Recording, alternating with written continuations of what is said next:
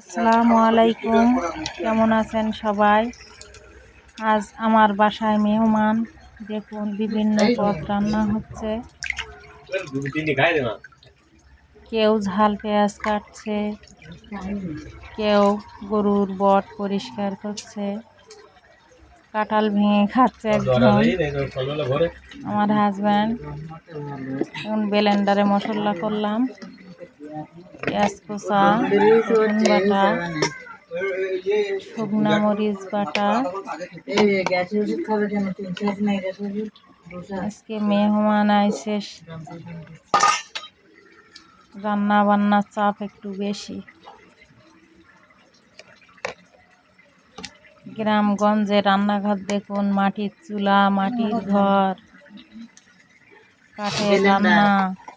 কাঠের রান্না খুব স্বাদ, মজাই আলাদা।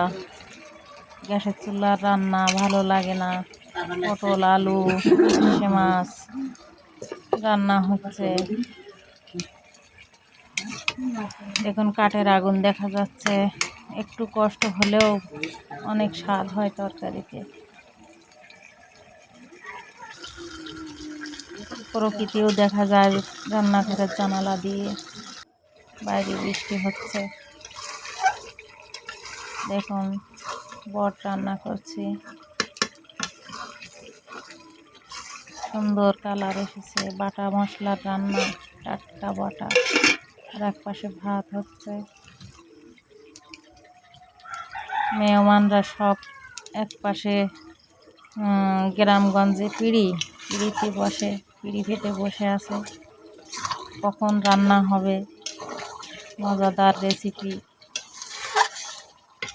আমার হাতের রান্না খুব মজা হয়। নিজের গল্প নিজে করতে নেই, তবুও বলছি খুব টেস্টি, মজাদার, কম মশলায় সুন্দর রান্না।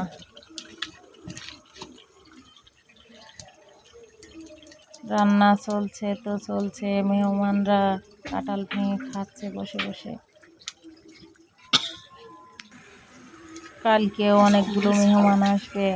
আমার শাশুড়ি অসুস্থ, আমি আসলে কি প্রচণ্ড জ্বর, এই জন্য কাটাকাটি মশলা বাটা রেডি করে রাখলাম, কিছুতে এগিয়ে রাখলাম। কালকে সকাল হলেই রান্না বসাবো।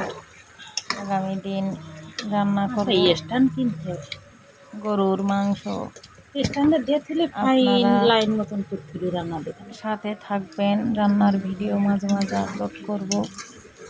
টিকটক করতে ভিডিও দেয়, আজকে প্রথম রান্নার ভিডিও দিলাম।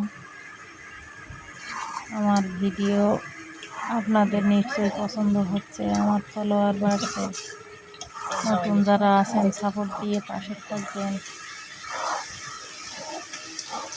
আমার সামনের দিকে এগিয়ে যেতে অনুপ্রাণিত করবেন আপনারা, যেন আগামীতে আরও সুন্দর সুন্দর ভিডিও দিতে পারি। গ্রামগঞ্জের